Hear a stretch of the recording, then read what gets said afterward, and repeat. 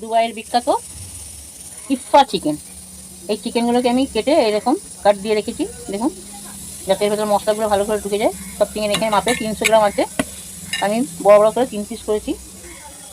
এই ধরনের টক দই দেবো, এখানে অল্প একটু পাতি লেবুর রস দেবো, রসুনের পেস্ট, আদার পেস্ট, ধনে গুঁড়ো, গোলমরিচের গুঁড়ো, গরম মশলার গুঁড়ো, হলুদ গুঁড়ো, লঙ্কার গুঁড়ো, কাশ্মীরি লঙ্কার গুঁড়ো, স্বাদ মতো লবণ।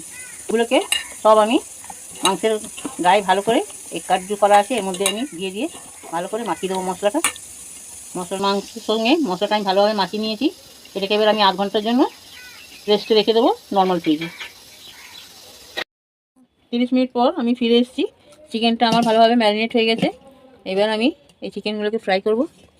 এতে আমি অল্প করে তেল দিয়েছি, রিফাইন তেল। এখানে এবার আমি চিকেনগুলোকে ভেজে নেব। আমি একটা ক্রিম তৈরি করবো, তো আমি হাফ ডিম সেদ্ধ করা নিয়েছি। এখানে কিছুটা মাখন দেব।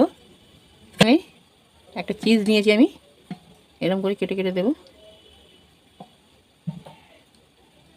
মেয়োনিজ নেব, এখানে অল্প একটু লবণ দেব, এখানে সামান্য একটু চিনি দেব। 2 চামচ আমি দুধের মালাইটা দেব, অল্প একটু গোলমরিচের গুঁড়ো দেব, গ্রাইন্ড করে নেব। দেখুন বন্ধুরা, এখানে আমি ক্রিমটা তৈরি করে নিয়েছি। এটাকে আমি এবার এখানে রেখে দেবো। এই যে আমি চিকেনটা দিয়েছি, দেখুন, এবার আমি এটাকে পাল্টে দেবো। এরকম পাল্টে পাল্টে এটাকে একটু ভালো করে ভেজে নেব। ঠিক আছে, এখানে পুরোপুরি একেবারে ভেজে নেওয়া হয়েছে, মশলাগুলো সব শুকিয়ে গেছে। আর দেখুন কত সুন্দর ভাজা হয়েছে। এবার আমি এখানে এই ক্রিমগুলো দেব। এখানে যে আমি ক্রিমটা তৈরি করে রেখেছি, এবার ক্রিমগুলো দিয়ে দেবো।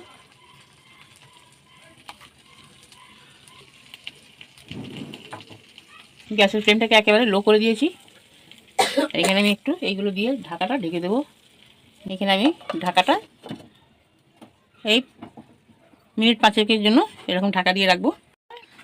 এইখানে এটা আমার মেল্ট হয়ে গেছে ক্রিমটা। এবার আমি এটা আপনাদেরকে সার্ভ করে দেখাবো। দেখুন বন্ধুরা, এখানে আমার দুবাই ভাইরাল ইফা চিকেন সম্পূর্ণ রেডি। আমি সার্ভ করে আপনাদের সামনে রাখলাম।